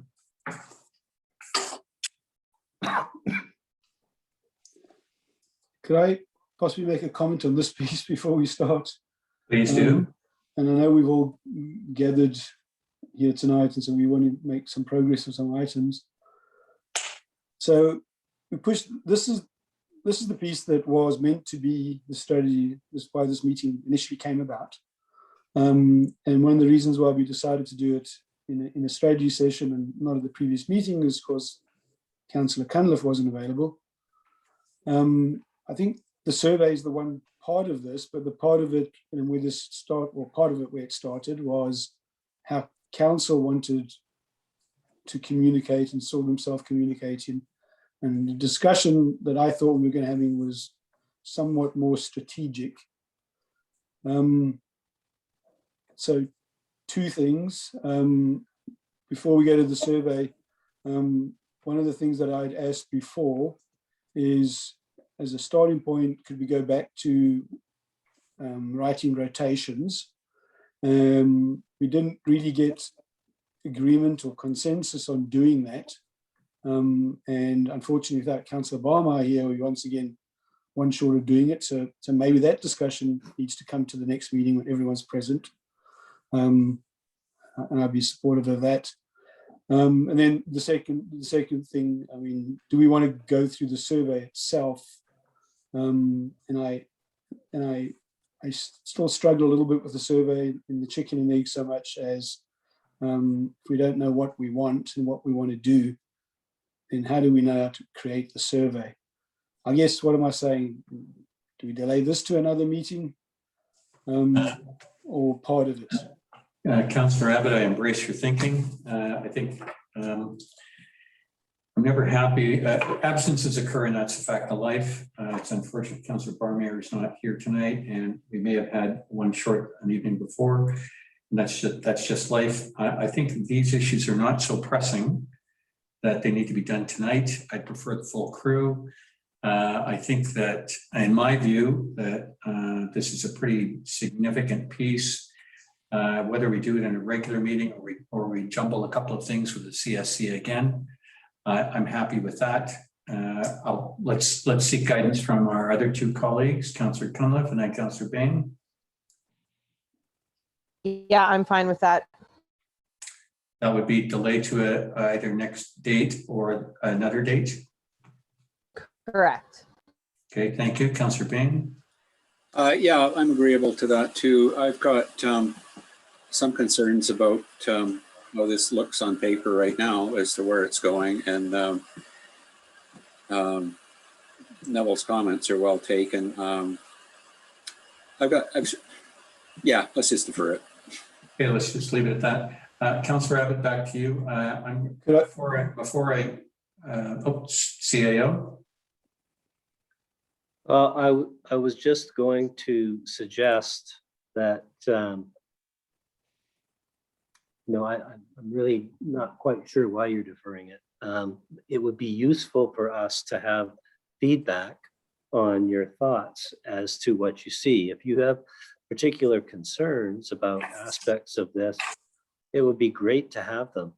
Even if you don't want to do it tonight, perhaps you can put pen to paper or fingers to keyboards and provide us with some feedback, because the whole idea of putting out a survey is to seek some feedback from the residents as to how do they want to be communicated with. Not just how does council want to communicate with them, but how do they want to be communicated with? That's, find out what they're thinking. There may be some surprises, and there may be some assistance in guiding how council figures out the whole question of how do you want to communicate with the community. I'm just not sure of the efficacy of pushing this down the road. No, it's not pressing and urgent. Nothing's going to happen in the interim, but it's just no headway is being made, and it's a piece that probably needs to get out there sooner than later. The sooner it does, the sooner you get the feedback, and the sooner you can make more informed decisions about how you want to do things. Thank you very much. Just my thoughts. CAO, I'm a believer in. I think it's a meaningful piece. I think deferring it doesn't do it, but I do want my colleague here too. So I'm in coordinated with you, council providing their feedback in writing. Can we ask council to do that within the week? And then we could bring this up. At least we'll be farther ahead when we get together at the next meeting on this. Because I think at the next meeting, why don't we draw the line in the sand? Would that work for you, Councillor Abbott? I would like to put forward an alternate suggestion that we defer. I think this is a discussion type topic, and I think we need to have some free, and that's why it's a CSC. I think very appropriate type agenda for a CSC. And could we not just have a shorter CSC meeting where we just talk about this, and maybe we're done in an hour, maybe everyone really gets involved and we spend a little more time. But I think it's better as a free-flowing discussion rather than sort of writing a bunch of bullets that people are then trying to interpret. I would like to see a different meeting, a CSC, we all get together and have a good discussion around this. Councillor Baines, Councillor Cunliffe. Yeah, if I could just make one comment. CIO is asking for suggestions. One lingering one for me on this one is with the survey. The survey asks about how people would like to be communicated. And I think our intention, if I'm reading all our colleagues correctly, there's a bigger component of what they would like to be communicated about. And you can sort of mill that around, but I think I got in the survey to the 6th point before the what really started coming out. And I think we've done surveys before about how the general public wants to be communicated with. So I don't think the emphasis should be on the how, but on the what. And then we can talk about this as, say, another meeting, if you don't mind the feedback. There you go. Actually, staff have a pretty good idea what the next, the regular council meeting will look like a week today. Is it a full agenda? Should we bring it this and the CAO's opinion? Should we do a CSC? You know what's coming down the pike. What do you think? I think we've got a lot on our plates. There'll be a lot of parking plan stuff. There'll be a lot of budget stuff. There might be a couple of other things. So to Councillor Abbott's point, if you're going to kick it down the road, then kick it down to another CSC, I think is probably okay. If you want to have just a full and frank discussion on communications, and we could push this. I don't know exactly what date, but well, the 23rd is coming up. We have one meeting in April, and it's just by fluke the calendar in the 3-week split. So I tell you what, why don't we leave it with staff to set out a couple of dates, and council will pick along with staff, and we'll try to accomplish this in April so that it doesn't conflict with what I know will be the IC meeting at the end of the month, and sometime between the 23rd and the 14th-ish. Yep, maybe March 30th. Just check your calendars. Let us know if there's any no-go dates from the week of the 30th through the Thursday. Mind you, that's leading. The Thursday would be bad. That's right before long weekend. So Okay. either the 30th or it gets kicked to the next week. But then we're coming up against agendas for the April meeting. So I think probably March 30th would be the best idea, Right. which is a Tuesday night. Okay, so here's what I would ask, if I could get the municipal coordinator to send it an invite for that night, and we'll know pretty quick whether everybody's on board or not. Is that fine? Thank you, done. So tentatively, you don't have to mark it in your calendars, it's going to be there tomorrow morning. So then presuming Councillor Abbott's putting forward the motion to table to the next CSC, I will second. I'm going to presume everybody's in concurrence. If not, please advise. You mean the next CSC on the 30th? Yes.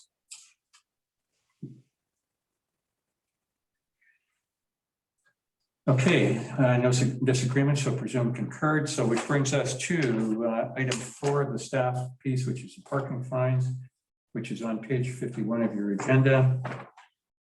And this is a council provides direction to staff with respect to the issues outlined in the report. And again, I'm not sure who's tabling this, whether it's the coordinator or the CAO, but either of you, off you go. So Carlos pulled together a little piece here that sort of gives you an idea as to some options and what that would look like. We did send around, as we were looking at feedback with a view to next week's council meeting, as it's been coming in fairly steadily, decided to pull out what was pertaining to date on people's observations about this particular issue. Since we like to sort of try, if we can, to get some cohesive council direction on this so that we can bring amendments, if required, to the bylaws for next meeting. So that's why it's here tonight. And what you've got before you is, well, in terms of the feedback to date, most seem to be in favor of sort of tempering our fines to be in line with other municipalities, but more or less primarily aimed at being effective, and which is, of course, what the objective is of a penalty system. You want people to be deterred and for fines to be severe enough that they want to adhere to our bylaws, but not so high that there's just no way they're going to pay them, or they're going to dispute because it's just too high to stomach. And as I said I think in a previous report, and I think as it's set out in here, there is certainly efficiency and cost savings to be had from providing incentives for people to pay promptly when they do get a ticket. And I think that is something that council ought to really direct their minds to. I think that having something that isn't so out of line with what other communities do and with what other fee structures are like elsewhere, some of whom have parking issues of their own and go through some of the same things that we go through. But maybe dial it back a little bit from what we've got, and emphasize the discount so that we get hopefully compliance and payment if they fail to comply, whether it's through their own negligence or inadvertence. Thank you very much, CAO. Uncustomarily, I'll lead on this piece. I think we all know how we got to this point, and I think we understand the history, and it's been part of our parking plan. So we've seen the stats, and we understand what the costs were then when we increased the fines. We know what the logistics and the administrative costs were as well. I'll cut right to the point. I would, if the council members could go to page 52, the 4 options are there. The bottom 2, I just discount completely.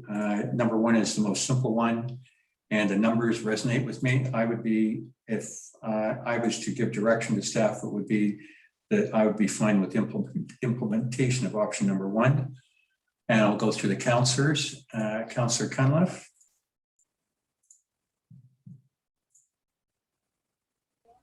Sorry, just getting off mute there. Well, really, I was quite fine with the $195 parking fee as it was. I don't know if I want to present a 5th option here, but keep the maximum parking fine as it is and be more generous with the early payout.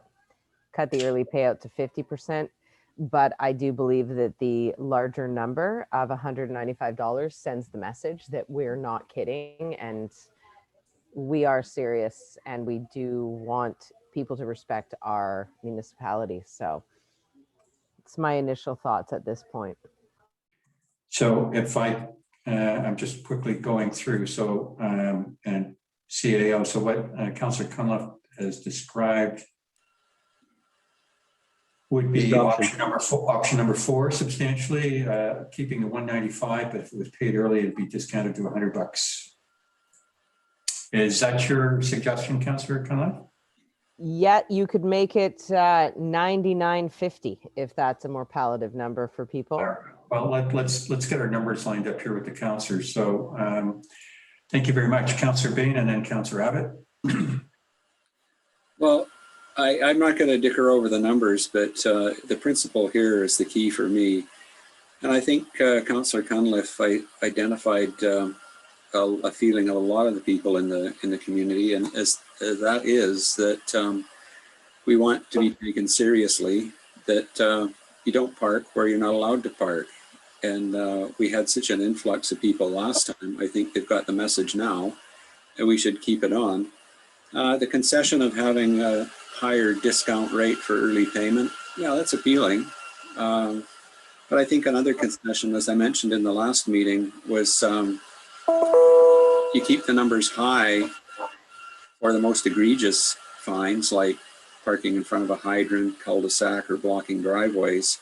And maybe we could consider lowering the lesser ones. But all that in mind, I think the key here is we don't want to turn Lions Bay into a parking lot, as one resident mentioned. We got to have space for residents to park it for their friends and guests as well. And if they're all taken up by people parking illegally, I think we've got to do something about it. So you would be the mystery option number 5 then. Yeah, that sounds about right. There you go. Councillor Abbott, your thoughts?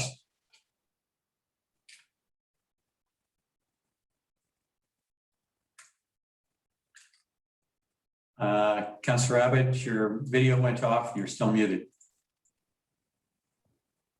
Thank you.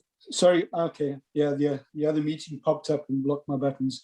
I kind of agree with Councillor Cunliffe in what is the message we're trying to send. We might have gone overboard with 3 times the first time, but cutting it back now sends a message that, well, you know, we're not so serious about it, so that's an issue. I think the idea that there's a big discount, a heavy discount between the big fine and an early payment certainly has some merit we should look at. It does allow for those that, you know, made an honest mistake to come quickly to the table, and I'm assuming there could be a benefit on collections effort that we'd see from that. So I could lean with Councillor Cunliffe. I think she was suggesting the last option. Item number 4, I think that's correct. And so I'll go back to Councillor Bain on this one. So substantially, Councillor Bain, if I got this right, you were by the letter of the law in favor of option number 4 on page 52, but that you were suggesting some kind of segregation, that fire hydrants, parking in front of a driveway, cul-de-sac, all the necessary evils represented the full rate, and just a plain parking ticket for parking where it's right beside a resident permit only sign should have a different number. Well, I could offer that as a concession, but I guess as we're talking about it, I was thinking sort of the forget about that concession about the two-tiered thing, and use number 4 with your ticket if you park in the high risk zones, like in front of the hydrant, cul-de-sacs, and in front of people's driveways. They get the ticket and a tow. Maybe that's why we can. Okay. Well, I think that I would just have to interject. I agree with Fred wholeheartedly at that point. If you're parked in front of a fire hydrant, someone's way, you shouldn't be given the courtesy of a ticket. You should simply be towed. Okay, that's my opinion, and I think that's probably the best suggestion that I've heard this evening. Thank you, Fred. Thank you very much. CAO DeJohn. I'll just remind council that the biggest problems we had with fire hydrants and people parking close to them was from residents parking too close to fire hydrants. So I think we need to exercise a little bit of caution here for fear of having some inadvertent consequences. I think that we need to be careful about how we approach towing, and I think we need to be careful about recognizing that there's the cars that park right on top of a fire hydrant, and then there's the ones that are 5 meters instead of 6 meters away, or 4 meters instead of 5 meters, whatever it is. There you go. It's pulling out the tape measure is difficult, and not everybody has one. So I think there's some discretion required, and we try to leave that in the hands of bylaw enforcement officers.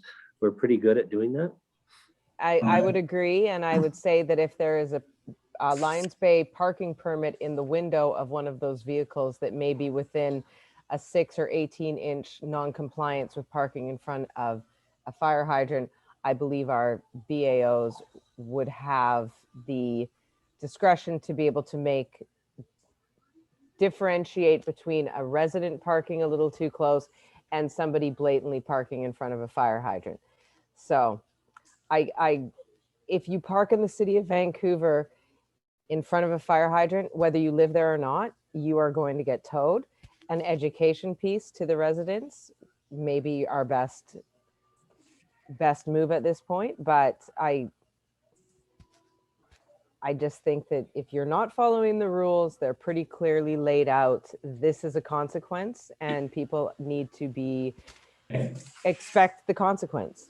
There we go. I think we've heard enough on that. Thank you very much, Councillor Conlon, Councillor Bain. So what my ask, and I think I'm echoing the room here, is that in next week's parking plan presentation, if you could do a subsection on towing. And the council members will officially weigh in then. If you had at that time, and I know you and I have spoken about it, the approximate number of fire hydrants that are on residential properties. I mean, I can think of a couple myself, but if the rest of the council could get an idea of the magnitude of the numbers we're talking about. There's 72 fire hydrants interspersed within our community on residential streets. And I know that some are located on driveways. Yes. Located adjacent to driveways? Yes. On the edge. Public Works Manager, just from your expertise, are we talking a handful like 5? Are we talking 12? Are we talking 20? There's probably a handful. Less than 10? Yeah. Okay. So we could do an education program with the 10 for sure. It's a quantifiable. Sorry, Naya, I think, and I haven't gone around and looked at them, but I think you might find that numbers higher. If I phrase the question differently, if you stopped at the bottom of your driveway, would you be within a proximity of the fire hydrant? And if you left your car at the bottom of your driveway, would you be able to be fined? I would have said very few at first, and then it dawned on me, I would in my driveway, but it's not an issue for me because I never leave my car at the bottom of the driveway. But technically, I think you're going to find a lot of those fire hydrants, a lot more are within the proximity of someone's driveway. So the requirement is 5 meters away from a fire hydrant. Yeah. I can have staff check, but I didn't think it was that many. If you drove around with that view in mind, I think you might find a few more. I'm just speculating. I wouldn't have thought I was in that circumstance, but now that I think of it, I am, although it never happens. I would be as well. Yeah, well, there's 2 out of 5 on this call, 2 out of 4. Well, I mean, let's leave this with staff for their parking plan piece. Let's. Are you fine with that, CAO? Yeah, there's a point at which, you're crossing from the policy realm to the operational realm, and I just caution you as to being aware of where that may lie. That's all. In terms of bylaw enforcement is an operational matter. I think the piece here, which is the key piece of this whole thing, is the tow, no tow. And I think the piece here is that if a resident who happens to have a fire hydrant at the end of their driveway and chooses to park within less than 5 meters after several warnings, if they continue to, I have a good idea what Chief Oliver would do. And again, that's an operational matter, but I think we should do our best to inform the folks that are our residents that we would not like this behavior to occur.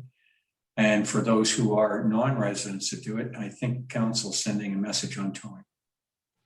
Yeah, and that's the practice we've employed in the past, and we have provided warnings where we know that it's a resident vehicle. Sometimes residents have visitors that don't have any kind of indication in their windows, so that becomes an issue, but they get just as mad getting a ticket in that scenario as well. So Yeah, we're aware of it, and there are several, and it is an issue, but one that we try to deal with in as fair and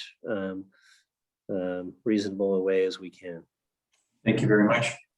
So just I'll go through everybody again. So I believe Councillors Abbott, Councillor Cunliffe, and Councillor Bain are in favor of option 4, which is the continuity of the existing pricing for fines with a discount of $100 if paid promptly.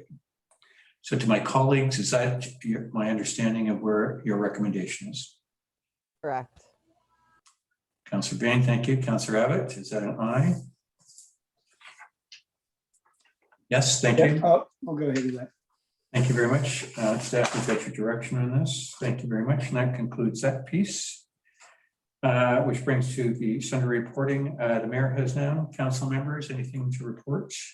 Oh, the mayor does actually. The shifting gears, I apologize for going backwards. The CN police are here tomorrow. I'm going to go see them. It's an odd time of day that they're here, but they're here for hours and hours. And it's a sunny day. You can guess where they are. And they're going to do their tent and an education piece. I think this is part of their plan. They're going to be here on Friday. I'm going to suggest maybe Friday's not a good day since it's rain, and I think their time would be better spent giving us the hours at another time. But there'll probably be something in the village update with whatever they're doing on the 26th. And that would be my piece. And council members, any other items? Is this going to be occurring on weekends as well? I wanted to have the face-to-face with the constable in charge Wednesday from 12 till 8 o'clock, or 1 till 8 o'clock seems like kind of a Diet Coke thing, and I'd rather have a full charge on the weekends at the same time. So I'll be asking for that and their commitment on that. Okay. I'll grant it's not high season yet, so the fact that they're here early and I can tell you from the emails that I've shared with council, they're extremely committed and they recognize that this is their problem. I can just say that come any good weather, it could happen next week. It doesn't matter what day of the week it is. It could be a Thursday afternoon. If it is nice out, there are people that are heading down there. So it's really not scheduled. It's keep their eye on the weather. I do, and I will ask them tomorrow. It's hard to figure out whether they're hunting for bear or trying to give don't cross the track lessons. So I'll ask them to advise me what the tally was at the end of the day. That's it for me. Council members, anything else? Nope. Committees, I think just in brief, I can tell you that the 50th anniversary committee is rolling along. Their next meeting will be the day after our next council meeting. Their budget should be hopefully here before the meeting of the 23rd. They've got some great ideas. Just leave it at that for now. Anybody else with any other committees? Curly Stewart Committee has something that they wanted to promote and get out in the village update linked to the 50th anniversary. I have it in my inbox, admittedly since the weekend, but I'll send it on later. Thank you very much. New business, we didn't have anything in, but I'll do last minute if anybody wants. No, all good. We're down to item number 9, public questions and comments. And I still see some gallery from residents here. So, hang on just a second, Tamara. So we'll move to the gallery here. And Tamara, you have the floor. Hi, in listening to this, thank you all for showing up tonight. My question is around attendance. I am wondering what the village bylaw is around attendance for mayor and council meetings. And I'm also just wondering, there must be some sort of history. There must be something on the books. What is the minimum number? Attendance is important in life. It's important at school. We keep attendance at work, and important things come up. This is a paid position. It's quite serious. We're dealing with our homes, our community. Major decisions are either being made or they're being on pause. And I really, I love the conversation tonight, but I was very disheartened because I think that I personally have been at, I don't think one counselor has been at, there's been one specific counselor who's missed every single meeting that I have attended. So I'm just kind of, I'm a bit alarmed, to be honest. I've never seen this before in my 22 years in Lions Bay. I've never heard of somebody missing so many meetings. And I'm deeply concerned as you know, a citizen. And I know that this mayor and council was acclaimed, but I would also expect that if somebody cannot deliver on the expectation of attendance, because sometimes life changes, that there would be measures taken in order to protect and preserve the guidance and the consideration and the deep thought that is required when you take on a public role such as serving as a mayor or on council. So my question is, what are the rules around for Lions Bay? What is our bylaw in terms of mayor and council attendance and the amount and absence, more specifically? And also, what is the attendance record for every member sitting in chambers? Thank you. Thank you very much, Tamara. Good question. And corporate officer, could you give the, I think the official line is 3 consecutive meetings. Your CEO, you're muted. Sorry, I was just trying to look it up quickly, but I wasn't fast enough. I think it's 3 meetings consecutive, unless council has given their dispensation to the councillor or the mayor, as the case may be, for whatever reason has come up that the person cannot be in attendance. And I know that council's aware of the circumstances around Councillor Barmeyer's absence tonight. So yeah, things do come up, and I don't think it's been 3 consecutive regular council meetings. I don't think a committee meeting counts in that 3 in a row scenario. It's unfortunate that he's unable to attend. I know he wanted to attend, particularly for the discussion that he wanted to have about insurance matters in the hall. So your point is taken, Tamara, but I think that sometimes there are circumstances which prevent a councillor from fulfilling their best intentions, and I think that's what's happening, or that's at the moment what's taken place. Thank you very much, CAO. Tamara, if it gives you comfort, I could do a roll call with the council members, but I'm not going to. I'll tell you that I don't think I've missed a meeting in 2 years. And I'm very sure that of all of the council members, I'd be quite, I will stand corrected. We could go back to the records, but it's very tedious to do that. I'd be stunned if any of them were away for more than 2 meetings during that period. So my question is, so it's, the rule is 3 meetings in a row? 3 consecutive. 3 consecutive meetings. So that means 3, it's like 3 in a row, kind of like tic-tac-toe. How many cumulative? Is there a cumulative designation as well? So for instance, if you're only present, 1, 2, you show up, you don't, I mean, this is Zoom. You don't even have to come. You can just pop in and have it, be on. It's not as hard as actually physically being in the room. So my concern is, this is a big job. This is not a little job. It's not an insignificant job. And I appreciate we have all had our ups and downs in life, but in taking on a role of representing a community and budgets and people's issues, part of it, the big part of it is showing up, right? That's the job. The job is showing up. And sometimes I agree, sometimes life comes sideways at you and life happens. But then we also need to be adult enough. And I've stepped down from boards because it no longer suited, I was no longer able to make the commitment. You change jobs sometimes because you're no longer able to do the drive or make the commitment, or just life changes. So life changes for everyone. And I just, yeah, so that's just my question. How many cumulative? There must be a cumulative number at which point you're not really engaged. You're not considered engaged. I'll defer to the corporate officer, but I believe that it's not part of the bylaws. No, there's no cumulative number. And actually, the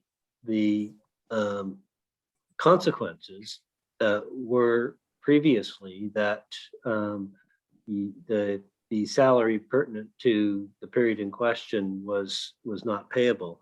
However, that bylaw did get amended, and that's no longer part of the council remuneration bylaw. I'm just looking at it right now. I forget the discussion that was held around the removal of that. I don't know if you remember, Pam, but anyway, we can look into that and come back if council wants to have a further discussion, or come back to the question, or if there's further answers. But there is no cumulative, is the short answer. Thank you very much. Can I just get a written response in regards to that question, Sure. please? Yeah. Thank you. Thank you very much, CAO, if I can get you to do that then. And since we're on this, I'm just going back through my notes. The speaker also raised the sound view evacuation piece. If I could get staff to respond to that too. Yeah, I think the fire chief commented at the meeting that the fire department has that key. And that's the principal means by which people would be evacuated, is with the Thank you very much. direction of the fire department. Okay, and thank you very much, Tamara, for your questions. To the gallery, I've got a couple more minutes if another person wants to speak up. Otherwise, we'll close the meeting to go on to other things. So just one last point on that Soundview Trail key. I know for a fact that there used to be a copy with the residents, and at one stage it was the person doing block watch. We had the key at one stage. So Peter, if you can check if that's still the case. I mean, if the incident happened, I don't know, between here and the fire hall, for example, would there be a key in the neighborhood? Because there used to be one, and I've no idea whether it is or isn't anymore. I didn't ask the question. I didn't know this was a question. Thank you, Councillor Abbott. So if that can either get responded officially to the resident, or it comes back as business arising, I appreciate that, CAO.